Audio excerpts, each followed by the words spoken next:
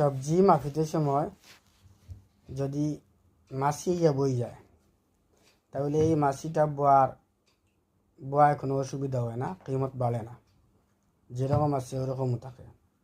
কিন্তু যদি সোনা মাখিতে সময় এই মাছিটা সোনার সাইটও বই যায় তাহলে এই মাছিটার ওজন কিমত 20 থেকে 30,000 টাকা বেশি হয়ে যায়। কিমত আপনার নাই, আমার নাই, কিমত যে জায়গাত বইবা ও জায়গাটার কিমত। এক জায়গাত মাছিটা বইছে সবজির ফাল্লাত, কিচ্ছু হয়েছে না, অন্য জায়গাত মাছিটা বইছে সোনার ফাল্লাত, কিমত বাড়ি গেছে। গতিকে আপনি কোন জায়গাত বইবা ও জায়গাওটা ম্যাটার করব। গতিকে কোন জায়গাত বইটা নিজে নির্ধারিত করবা, জায়গা আপনি নিজে চুনিতে লাগবো, আপনি নিজে বাঁচিতে লাগবো।